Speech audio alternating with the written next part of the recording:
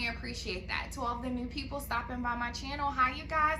Make sure you hit that subscribe button and don't forget to turn on that bell notification so you're notified each time I post a video. To all of my returning subscribers, hey y'all. And so today's vlog, you guys, is going to be another bump date update. And this bump date is going to be for weeks 25 and 26. So if you want to see what happens during these 2 weeks of pregnancy, then definitely keep on watching. All right, you guys, if you are new here, my name is Jess, and I am currently pregnant with my third baby. I am married to my wonderful husband, Joseph, and we have two beautiful girls, Leah, who is 11, and Carmen, who is 5. And this baby right here is a gender surprise, so we will be finding out the gender of this baby once the baby comes out. So if you hear me refer to the baby as BB or Baby Bear, those are the nicknames that we have decided to give the baby since it is a gender surprise. Also, if you see me looking down, it is because I have my handy dandy pregnancy notebook, and that is where I keep all of my symptoms and any updates that have happened during each week of pregnancy. So if you see me looking down, that is what I'm looking at. And so enough of that intro, let's get into the symptoms for weeks 25 and 26. So starting off with week 25, I put that we had our baby moon, and you guys will probably see that vlog sometime soon. I'm still in the process of editing that vlog, but I will tell you, literally, it was so much stuff that happened during that trip. And so let's just do a little recap. So on April 28th, I sent Joe a text and told him that I had just thrown up. Now, I haven't had any morning sickness or anything like that since pretty much the beginning of my pregnancy, which that's actually normal. So me actually throwing up, that was like just weird. And so on the 28th, I literally stayed in bed all day. So I had a doctor's appointment on the 29th, and the 29th of April, I was scheduled to have my glucose test, which typically in the past, when I've had my glucose test, it's only been an hour. And with this baby, even though I do crave a lot of sweets, once I eat like one bite, I'm done. Like, it's too much, it was good, you know, I'm not gonna eat anymore. And so the fact that I knew that I was gonna have the glucose test, I didn't wanna do it. I didn't wanna drink that stuff. Also, I'm not sure if you guys know, but there are other options for you. Instead of actually drinking the glucose liquid or whatever it is, you don't have to do that. But you can check with your doctor to see if it's different alternative methods. I was gonna do an alternative method with taking the glucose test. However, when I mentioned it to some people, they were like, oh no, why are you doing that? You should just go ahead and drink the liquid and yada, yada, yada. I should have listened with my gut instinct, and I should have not even done the liquid. So let's get into that. So before I go to the doctor's appointment, I had took the girls to school, and I had to rush home because I literally felt sick. Now, if you have ever had the glucose test, then you know that you have to fast. And so the last time I had eaten was at midnight,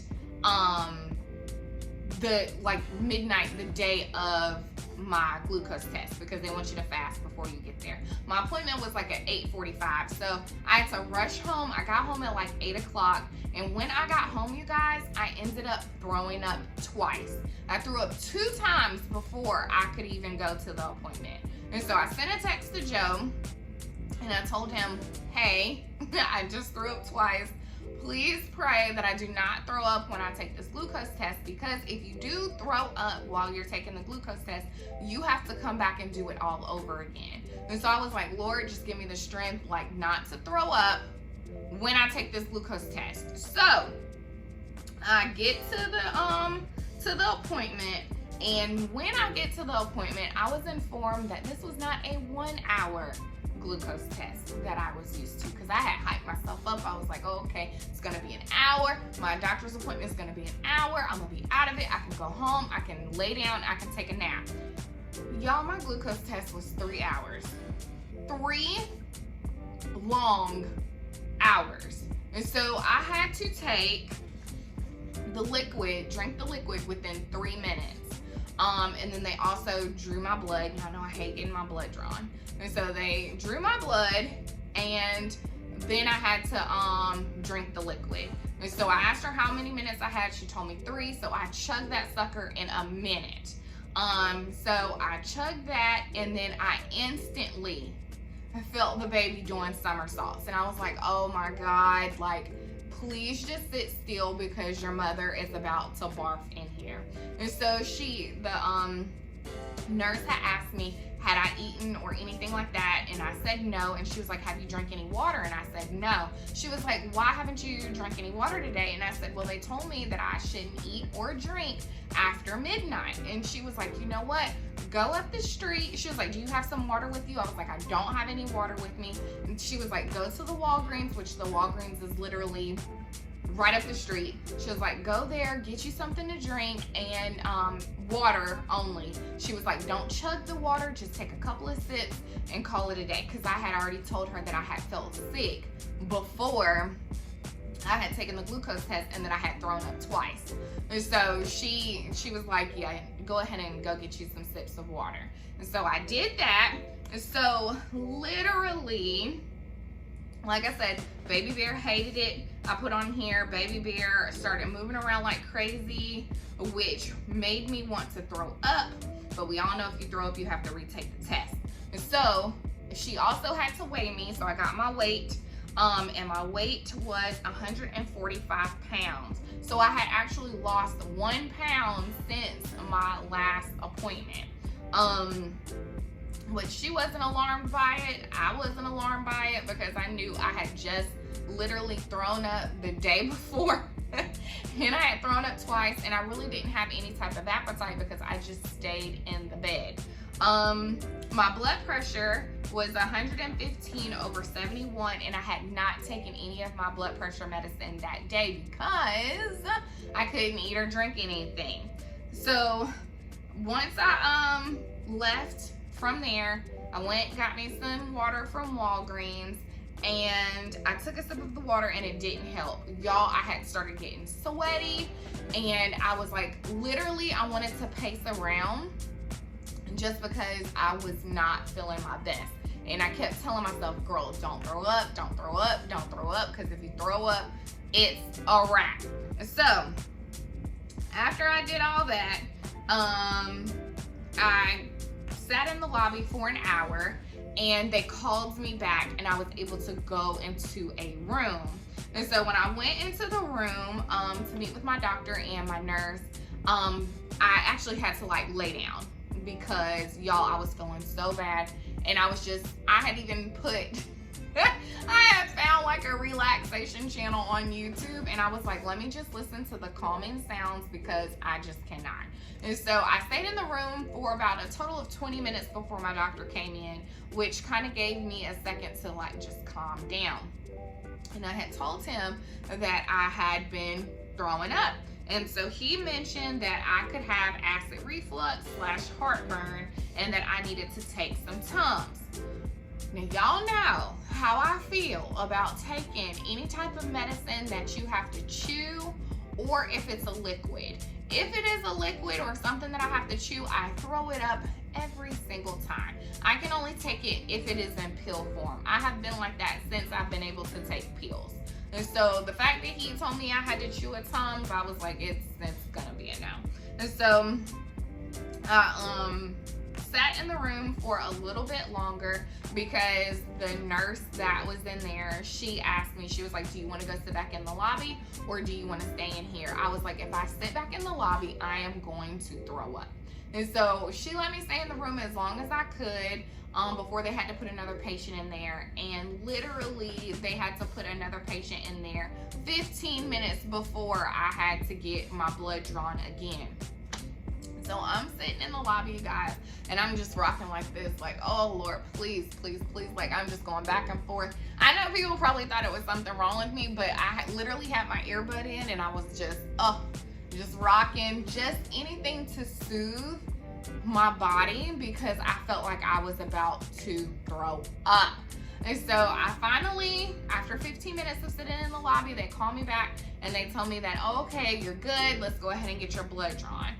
Y'all, literally, as soon as she said that it was all done, I booked it out of that doctor's office and I called Joe to tell him that I was on my way home. So I stayed on the phone with Joe until I got to the house. Y'all, as soon as I got into the house, I couldn't even make it upstairs. I had to stay downstairs. I literally threw up in the half bath. I think I threw up a total of like 3 times, but I was like, girl, you did not throw up while you were in the doctor's office. So you are good. You are good. You made it. You made it home. Because my biggest fear was I was going to throw up in the car and then I would have to clean it up. But I literally made it into the house, to the bathroom, and was able to throw up. So yeah. And so I put on here that I stayed in bed all day, and then this is still on the 29th, and then I also stayed in bed all day on the 30th. And we went to Charlotte on the 30th, but Joe ended up having all of my pregnancy symptoms when we went on our baby moon. So I felt fine after I had, you know, all the rest and things of that nature, but Joe did not. So literally on our baby moon, we did a little bit of shopping and we did a little bit of eating, but for the most part, we just stayed in the bed because I was still trying to make sure I didn't overdo it, and Joe literally was just miserable. And so that is everything that happened on week 25, and like I said, I am still editing that baby moon, so you guys will see that sometime soon. And so now let's move to week 26. So for week 26, I put I'm feeling 100% like myself, and my appetite is definitely back. And then I put that Mother's Day was amazing because Mother's Day happened during this week as well. And during Mother's Day, I literally rested the entire weekend. Joe picked up all of my cravings. So I ended up, we have a restaurant here called Soleil. And so I ended up having that. Got me a birthday cake because y'all know I crave birthday cake at least once a week. And I can't remember where else I went for Mother's Day, but literally Joe and the girls showed out for Mother's Day. Also, the girls made me the sweetest cards for Mother's Day, which now they're at the age where making the cards, to me, it's more important when they make the cards than actually buying the cards because it's so heartfelt. And so that definitely made my heart melt. I also put on here for week 26 that I am starting to notice my clumsiness more and more. I have not fallen while I've taken a shower, but I have noticed that if I turn around too fast or anything like that, I feel like I'm about to fall over. So I'm definitely using the rail a lot more. With all of my pregnancies, you guys, I have been clumsy, so this is nothing new.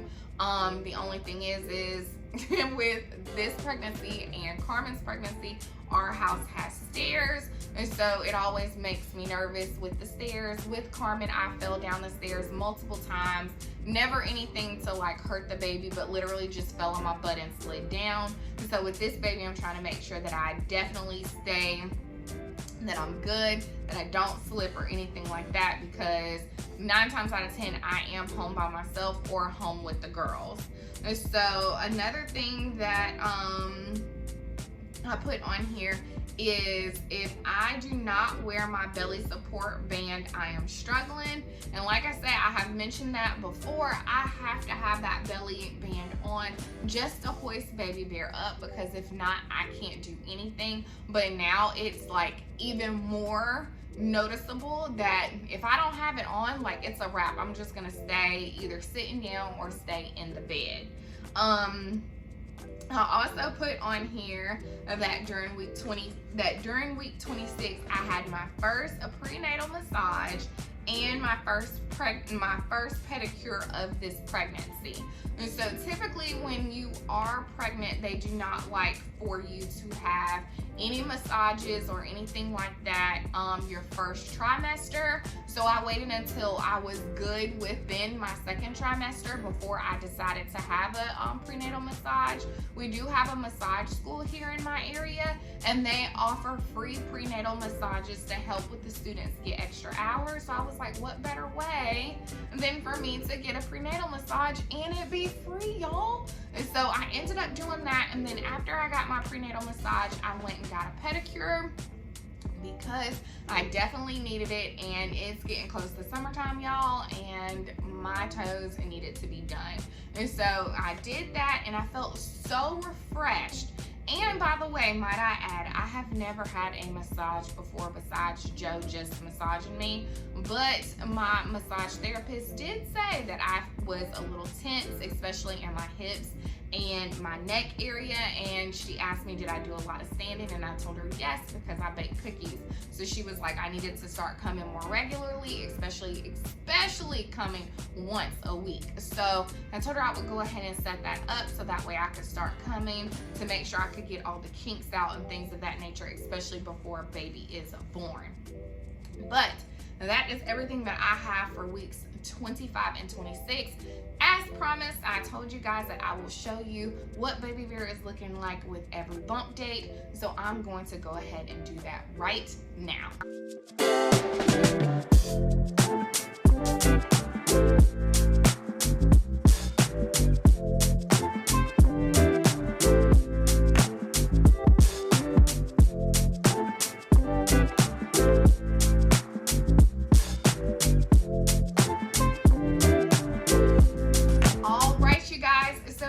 You have seen what Baby Vera is looking like, and you have heard what my symptoms were for weeks 25 and 26. I am going to go ahead and end this vlog here. If you have had any symptoms during these weeks, definitely leave them in the comments below. Even if they are the same as mine or different as mine, I would love to hear about it. But that is going to be it, you guys. If you like this video, make sure you give it a big thumbs up. Don't forget to hit that subscribe button and turn on that bell notification so you never miss an upload, you guys. And until next time, you guys, I will see you on the next one. Talk to you soon.